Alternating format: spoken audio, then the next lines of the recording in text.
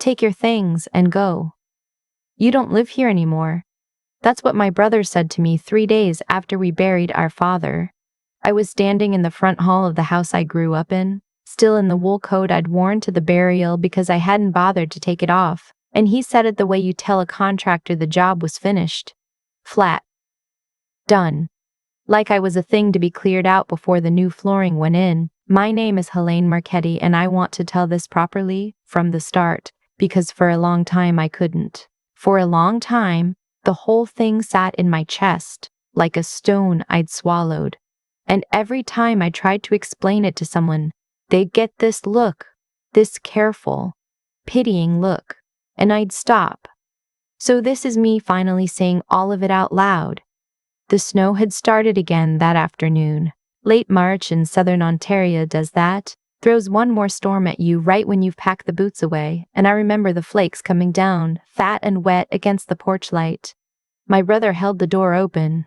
His wife stood behind him in the kitchen doorway with her arms crossed, and she didn't say anything, but she didn't look away either.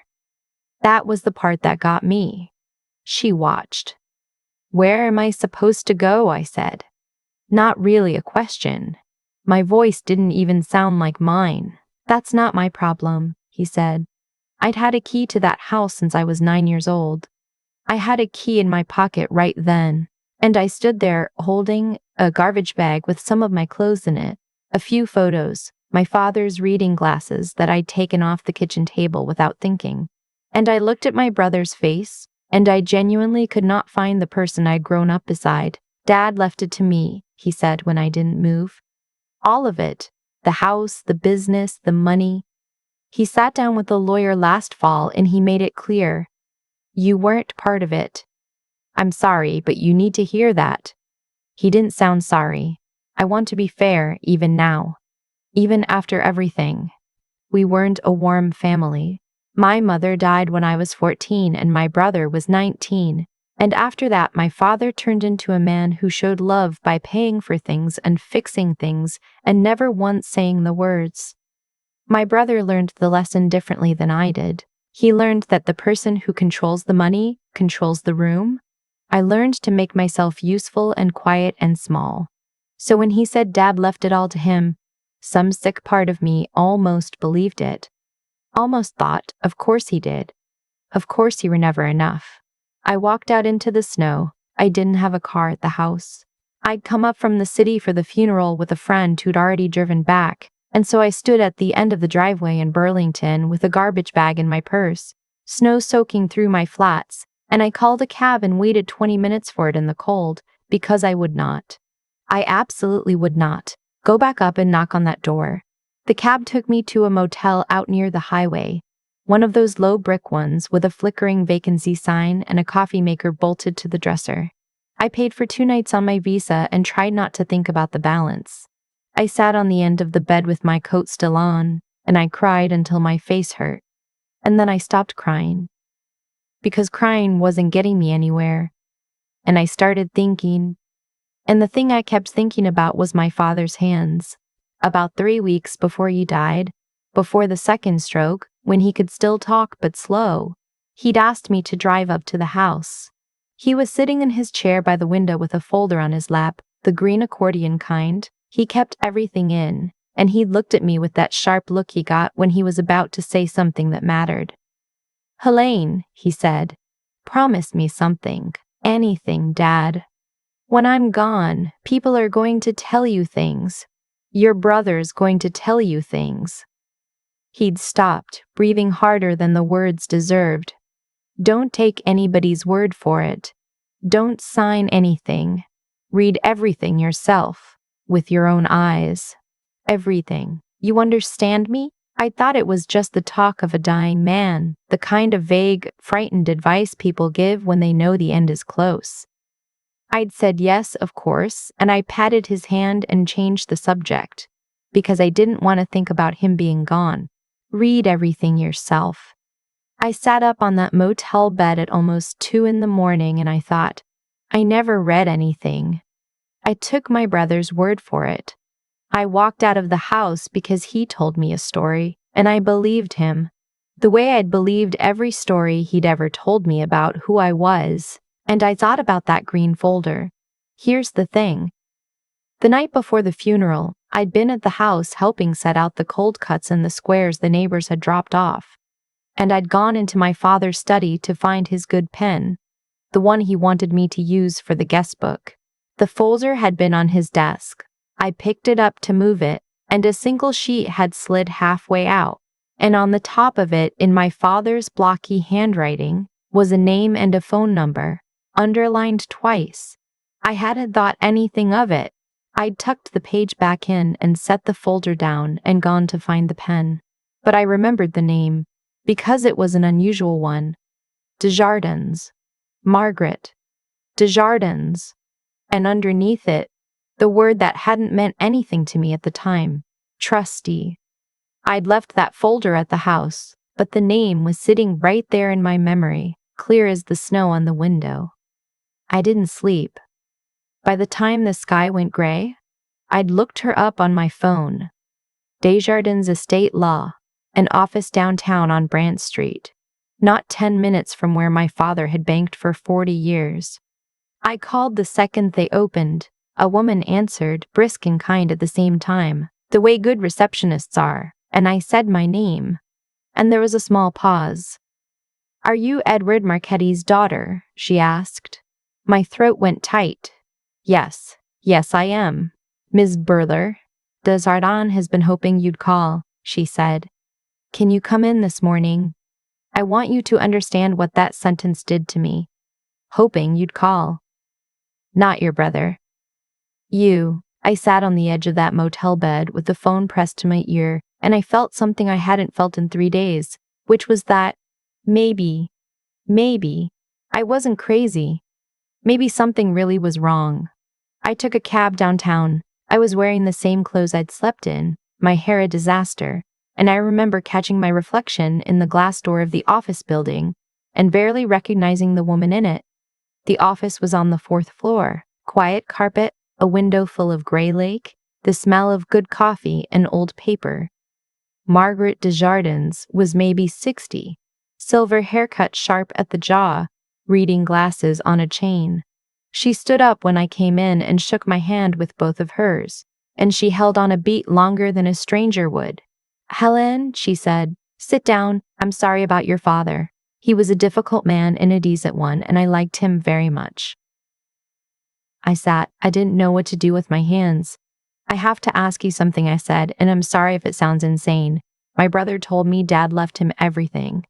The house, the business, the money. He told me I wasn't in the will at all. And I left. I believed him. But my father told me before he died not to take anyone's word for anything, to read things myself. So I'm here. I need to read it myself." For a moment she just looked at me over the top of her glasses. And then she did something I will never forget. She laughed. Not a cruel laugh. A short, surprised, almost relieved laugh, like a woman who'd been holding her breath for a week. "Did you read the will, Helene?" she asked. "Did anyone show you the actual will?" "No," I said. He said, "Of course he did." She pulled a thick file toward her across the desk and opened it, and she turned it around so it faced me, and she slid it the last few inches with 2 fingers. "Your father did not leave your brother everything. Your father didn't leave your brother the estate at all. Read it. Read the part I've flagged." My hands were not steady. There were pages and pages of it. Dense paragraphs, the kind of language that's designed to be unmissable and somehow still slides past you. But there was a yellow sticky tab on one page, and under it, a line in bold. "The residue of my estate, including the family residence, the assets of Marchetti & Son Contracting, and the balance of the family trust, I leave to my daughter, Helene Ann Marchetti." I read it 3 times. My daughter. Helene Ann Marchetti. My name, not his. "That's not possible," I said. My voice came out as barely anything.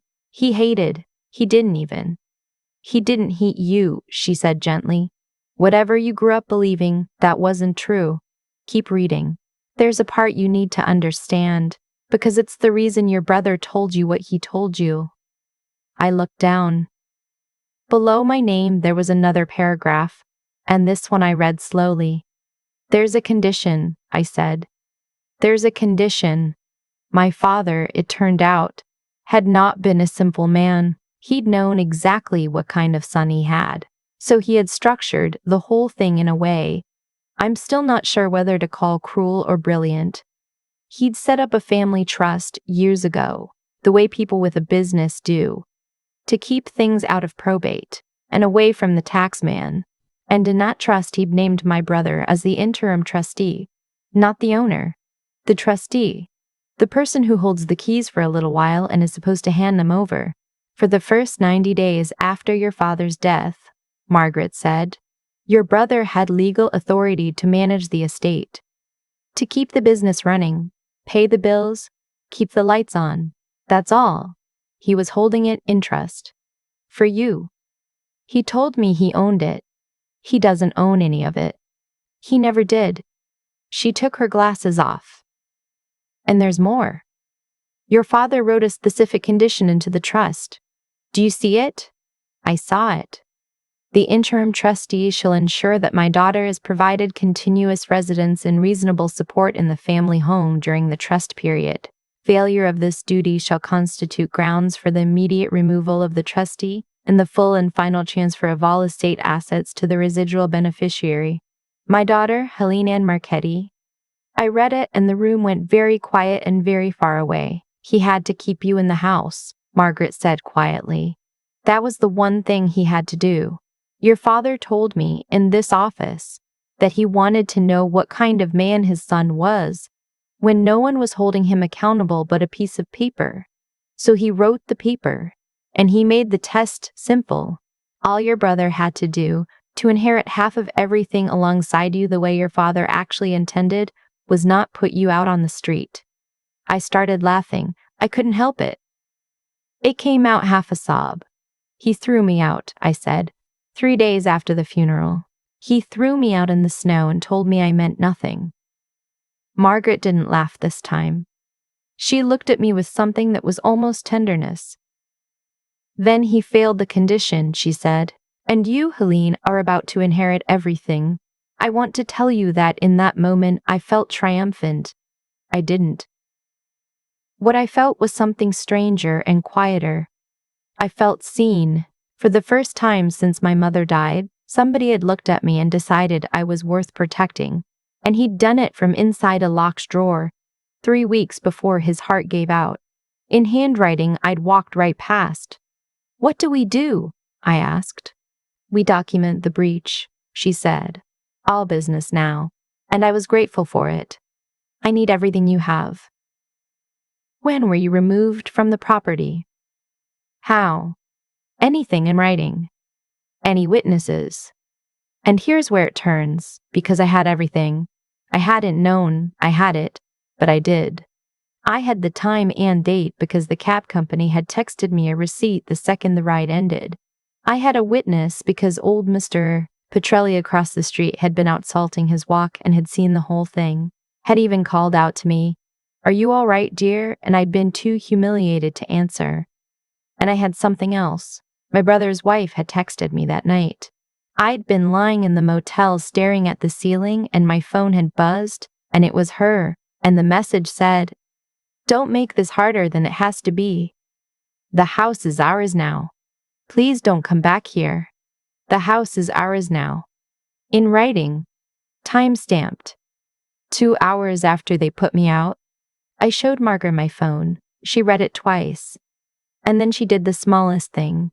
She pressed her lips together and nodded once, and I understood that this woman had just decided something, and that my brother had no idea what was coming.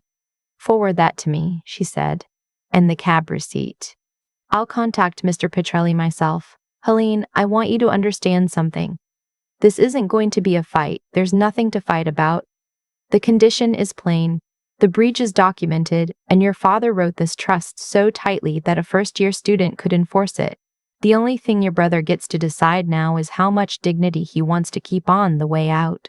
I left her office and walked down to the lake even though it was freezing, and I stood at the edge of the water with the wind cutting straight through my coat. And I thought about my father standing in the same city for 40 years, getting up at 5 to pour concrete and frame houses, never saying he loved me, and then sitting down in a lawyer's office to build me a wall out of the only material he trusted, which was paper and consequence. I didn't cry. I'd been doing the wrong kind of crying for 3 days. Whatever happened next, I wasn't the woman who'd walked out into the snow. The next part took 11 days, not because it was complicated, but because the law moves at its own pace. Margaret filed the documents. A notice went to my brother's lawyer, a man I later found out he'd hired in a panic 2 days before, paying a retainer he could not actually afford. And I learned, in those 11 days, the thing that recast the whole story for me. The thing I almost wish I didn't know. Because it would be so much easier to just hate him. My brother was broke. Not regular broke. Drowning. The contracting business my father built had been quietly bleeding for 2 years, because my brother had been running it the way he ran everything, with confidence instead of competence. He'd taken a second mortgage on his own house without my father knowing. He owed the CRA. He owed suppliers. He'd been counting desperately on the estate, and when my father died, the thing my brother saw was not grief and not a house full of memories. He saw a life raft, and he'd looked at me, the sister who'd always been quiet and small and easy to move, and he'd decided the fastest way to grab the raft was to push me off it before I could read the fine print. I'm not saying not to excuse him. I want to be very clear about that. There is no version of fear that makes it okay to put your sister out in the snow 3 days after you bury your father. But I think the comments people make, the easy ones, the she was just evil ones, I think they let everybody off the hook too cleanly. He wasn't a cartoon. He was a frightened, prideful man who'd learned the same lesson I did in that cold house, that the money was the love, and he'd reached for the love the only way he knew how, which was to take it. It just turned out my father had seen all of it coming. The day it ended, Margaret asked if I wanted to be there. She didn't recommend it. She said it wasn't necessary, that she could handle the transfer of authority and the change of locks and the formal notice without me ever having to see his face again. I thought about it for a long time, and then I said yes, because I needed to walk back through that door, not to gloat. I needed to stand in the front hall where he told me I was nothing, and I needed to be the one standing. We went on a Tuesday afternoon. The snow was gone by then, that fast Ontario thaw, the lawns all brown and soggy. Margaret drove, and behind us came a second car, with a man from the firm who handled the estate paperwork, and a uniformed officer, not because anyone expected trouble, but because the formal transfer of a property sometimes needs one present, and Margaret did not do anything by halves. The porch light was off. I noticed that. My father always left it on. Margaret knocked. I stood just behind her shoulder, and I made myself breathe slow. My brother opened the door. He had his confident face on, the one he wore to job sites, and it lasted exactly as long as it took him to see who was on his porch. His wife appeared behind him, the same as before, arms crossing. And then her arms came uncrossed when she saw the officer. "What is this?" my brother said. "Good afternoon," Margaret said, pleasant as a church social. "I'm Margaret Desjardins. I'm the trustee of your father's estate and the executor of his will. I think you know your sister." "This is my house," he said, but it came out wrong too fast, and I saw his eyes go to me. "It is not," Margaret said, and she handed him a document. "You were appointed interim trustee under the terms of the Marchetti Family Trust. That appointment carried a single condition, that your sister be provided continuous residence in this home during the trust period. On the evening of the 23rd, you removed her from the property. We have the time, we have a witness, and we have, in writing, a message from this household instructing your sister not to return." I watched his wife's face change. I watched her understand, before he did, exactly what that text message had done. "You forfeited the trusteeship," Margaret said. "The estate transfers in full to the residual beneficiary. effective today. The house, the business, the trust, all of it. To your sister." He read the document. His hands were shaking, and I recognized the shaking, because they were our father's hands, the same square knuckles, and that was almost the worst part.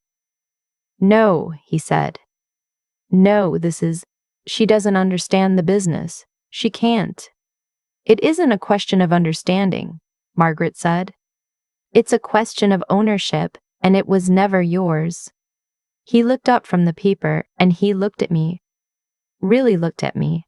The way you look at someone when you've run out of stories to tell them, and the confident face was gone, and underneath it was just my brother. Scared, the kid who'd held my hand at our mother's funeral before he learned to let go of everything soft. "Helene," he said. "Helene, please. You don't know what's been happening. The business, I'm in trouble.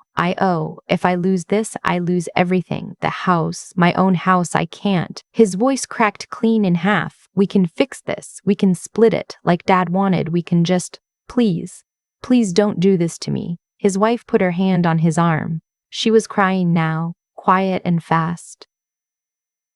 "We didn't mean it like that," she said to me. "It all happened so fast. We were scared. We weren't thinking." "You thought I didn't matter," I said. I said it quietly. I'd rehearsed 100 angry speeches in that motel room, and not one of them came out. Just that. "You thought I didn't matter." "That's not," he started. "You stood in that doorway," I said, "and you told me I meant nothing now. You watched me walk out into the snow with a garbage bag. And I looked at his wife.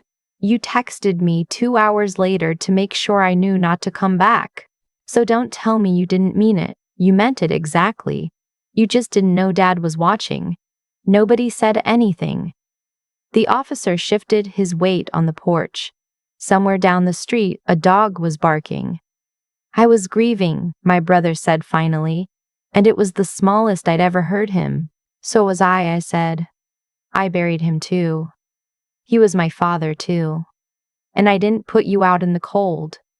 And that was the thing that ended it, I think. Not the lawyer, not the officer, not the paper. Just that. The plain, true sentence he had no answer for.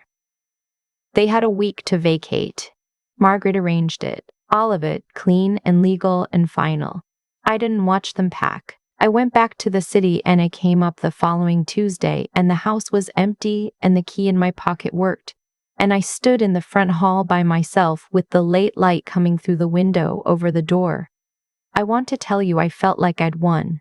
But standing in that empty hall, I mostly felt the absence of two people, my father, who was gone, and a brother, who in every way that mattered had been gone a lot longer than I'd let myself know. I did help him in the end. Not the way he wanted. I didn't split the estate because my father hadn't wanted me to, and because some lines, once someone crosses them, can't be uncrossed by writing a check. But I sat down with Margaret, and we sold off the part of the contracting business that was bleeding, and I paid the CRA what my brother owed, quietly, through the lawyer, so it wouldn't follow him for the rest of his life. He doesn't know it was me. He thinks the estate covered it as a debt of the business. Maybe one day I'll tell him. Maybe I won't. I didn't do it for him. I did it because I'm not the person who learned that the money is the love. I learned something else, late in a lawyer's office, from a man who couldn't say a kind word but could build a wall around me out of paper that held when everything else fell down. I kept the house. I'm sitting in it right now, in my father's chair by the window, with the green folder on my lap. I take it out sometimes and read his handwriting just to feel close to him. He was right about everything. People told me things. My brother told me things. And the one thing my father gave me, the only inheritance that ever really mattered, was the instruction to stop believing the stories other people wrote about who I was, and to go read the truth with my own eyes. I did, Dad. I finally did. And when the door closed behind them for the last time, I didn't feel anything close to revenge. I felt the porch light, which I'd switched back on the way he always wanted it, glowing warm against the early dark. I felt, for the first time in my whole life, like I was finally home. For a long time, I thought the cruelest thing my brother did was put me out in the snow. It wasn't. The cruelest thing was that I almost let him decide who I was, the same way I'd let everyone decide it since I was 14. I walked out of that house carrying a garbage bag because someone I trusted told me a story, and I never thought to check whether the story was true. That's the part I had to sit with. My brother's choice was his. But my believing him without reading a single page, that one was mine. What I've come to understand is that nothing in this whole mess happened by accident. My brother didn't lose everything because of bad luck. He lost it because of who he'd practiced being for years. The man who took shortcuts, who borrowed against the future and called it confidence, who looked at a quiet sister and saw something easy to shove aside. My father saw all of it coming. He didn't write that condition into the trust to be clever. He wrote it because he understood that a person shows you exactly who they are the moment they think no one's keeping score. The snow was just the test arriving on schedule. And here's what I keep circling back to. The thing I'd want my own kids to hear someday. Doing the decent thing when it costs you nothing isn't worth much. The measure is what you do when you're frightened and broke, and certain no one's watching, the way my brother was that night. He failed it. I'm not better than him because I'm pure. I'm only standing in this house because, somewhere in me, my father's voice held, the one telling me to stop taking people's word for things and go look with my own eyes. That's not cleverness. That's the slow, unglamorous work of paying attention when it would be easier to just believe the comforting version. The harder thing was staying on my feet long enough for the truth to surface. There were nights in that motel I wanted to call my brother and apologize for something I hadn't done, just to make the ache stop. I didn't. Not because I was strong, but because I was tired of being moved around by other people's certainty. You don't get your life back in one brave gesture. You get it back in 11 cold days of refusing to knock on a door that had already closed on you. So if any of this lands on you the way it landed on me, I'd say only this. Be the kind of person who keeps their word when it hurts. Read the fine print of your own life before you sign it away. And when the floor drops out, stand there one more day than feels possible. The truth is patient. It will find you if you can just stay standing long enough to be found.